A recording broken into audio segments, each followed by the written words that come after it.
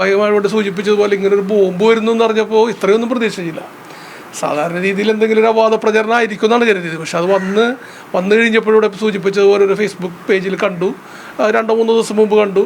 അതിനുശേഷം കഴിഞ്ഞ ദിവസം രാത്രി ഒരു 12 മണിയായിരുന്നു. അപ്പോൾ ഷൈൻ ഹോസ്പിറ്റലായിരുന്നു, മകൻ്റെ ഭാര്യയുടെ പ്രസവമായിട്ട് ബന്ധപ്പെട്ട്. ഒരു 12 മണിയോട് എടുക്കുമ്പോഴാണ് എന്നെ ഒരു സുഹൃത്ത് വിളിച്ചിട്ട് പറഞ്ഞത്, ഒരു വാട്സപ്പ് അയച്ചിട്ടുണ്ട് നോക്കാൻ പറഞ്ഞത്. ഇപ്പോൾ ഇവിടെ കണ്ടല്ലോ, സ്വാഭാവികമായിട്ട് ഇവിടെ നടന്ന കാര്യങ്ങൾ എന്താണെന്നുള്ളത് ഇവിടെ വന്നപ്പോൾ എനിക്ക് ബോധ്യപ്പെട്ടിട്ടുണ്ട്. ഇവിടെ സൂചിപ്പിച്ചതുപോലെ എന്തും ഏതും പറയാവുന്നൊരു രാഷ്ട്രീയമായിട്ടുള്ള പാപ്പരത്വമാണ് ഇപ്പോൾ കാണുന്നത്.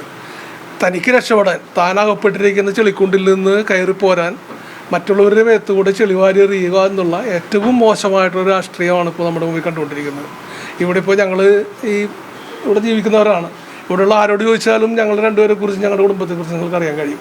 ഇപ്പോൾ രാഷ്ട്രീയമായി എതിര് നിൽക്കുന്നവരോട് ചോദിച്ചാൽ പോലും നിങ്ങൾക്ക് അത് ചിലപ്പോൾ ഞങ്ങളെക്കുറിച്ചൊരു മോശമായ അഭിപ്രായം പറയാൻ അവരുടെ ഇടയിൽ ഉണ്ടാവില്ല.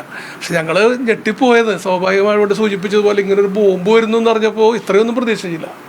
സാധാരണ രീതിയിൽ എന്തെങ്കിലും ഒരു അവാദ പ്രചരണം ആയിരിക്കും എന്നാണ് കരുതിയത്. പക്ഷെ അത് വന്നു കഴിഞ്ഞപ്പോഴിവിടെ സൂചിപ്പിച്ചതുപോലെ ഒരു ഫേസ്ബുക്ക് പേജിൽ കണ്ടു, 2-3 ദിവസം മുമ്പ് കണ്ടു. അതിനുശേഷം കഴിഞ്ഞ ദിവസം രാത്രി ഒരു 12 മണിയായിരുന്നു. അപ്പോൾ ഷൈൻ ഹോസ്പിറ്റലായിരുന്നു, മകൻ്റെ ഭാര്യയുടെ പ്രസവമായിട്ട് ബന്ധപ്പെട്ട്. ഒരു 12 മണിയോട് എടുക്കുമ്പോഴാണ് എന്നെ ഒരു സുഹൃത്ത് വിളിച്ചിട്ട് പറഞ്ഞത്, ഒരു വാട്സപ്പ് അയച്ചിട്ടുണ്ട് നോക്കാൻ പറഞ്ഞത്. അപ്പം അതിലാണ് ഈ പറയുന്ന നേരത്തെ സൂചിപ്പിച്ച ഷാജഹാൻ എന്ന് പറയുന്ന ഒരു കാലത്ത് എല്ലാവരും ബഹുമാനിച്ചിരുന്ന ഒരു വ്യക്തി എത്രയും തരം താഴാൻ പറ്റുമോ അത്രയും മോശമായ രീതിയിലുള്ളൊരു വീഡിയോ അദ്ദേഹം ഇട്ടിരിക്കുന്നത് കാണുന്നത്. അപ്പം അതെല്ലാം കാണുമ്പോൾ നമുക്കറിയാൻ പറ്റും ഇത് ഫ്രെയിം ചെയ്തൊരു സംഭവമാണ്.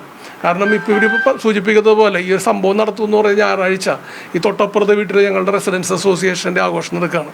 ഞങ്ങളെല്ലാവരും ഏതാണ്ട് 10-50 പേര് ഒരുമിച്ചിരുന്ന് പാടിയും ആടിയും വൈകുന്നേരം 7 മണി വരെ ഉണ്ടായിരുന്ന സമയമാണ്.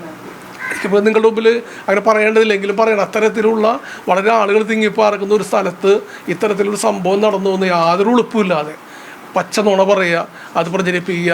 അതിനേക്കാളേറെ ഖേദകരമെന്ന് പറയുന്നത് പിന്നീട് ഇന്നലെ ഒരു 11 മണിക്ക് ശേഷം വന്ന സോഷ്യൽ മീഡിയയിലൂടെ വന്നിട്ടുള്ള പോസ്റ്റുകൾ കണ്ടാൽ അറിയാം ഇത് എവിടെ നിന്നാണ് വരുന്നത്. നമുക്ക് ലജ്ജിച്ചു പോകുന്ന രീതിയിലാണ് അത് മനസ്സിലാക്കുന്നത്. നിങ്ങൾ തിരിച്ചറിയേണ്ടത് ഈ പക്ഷത്ത് നിൽക്കുന്ന രാഷ്ട്രീയം എത്രമാത്രം ചീഞ്ഞളിഞ്ഞു പോയി എന്നുള്ളതാണ്. ഇതിന് നേതൃത്വം നൽകുന്ന രാഷ്ട്രീയ പാർട്ടി മനസ്സിലാക്കേണ്ടത് പൊതുജനങ്ങൾ ഇത് കാണുന്നുണ്ട്. അവരെത്രയും തൂവെള്ള വസ്ത്രമിട്ട് വിളക്കെ ചിരിച്ചുകൊണ്ട് വന്നു നിന്നാലും നിങ്ങളുടെ ഈ നിലപാടുകളെ ജനം തിരിച്ചറിയും. അത് നിങ്ങൾക്ക് തീർച്ചയായിട്ടും ഇന്ന് കാണുന്നതിനേക്കാൾ കൂടുതൽ ആഴങ്ങളിലേക്ക് ചെളിക്കുണ്ടിലേക്ക് താഴ്ന്നു പോകും എന്നുള്ളത് തന്നെയാണ് എൻ്റെ വിശ്വാസം.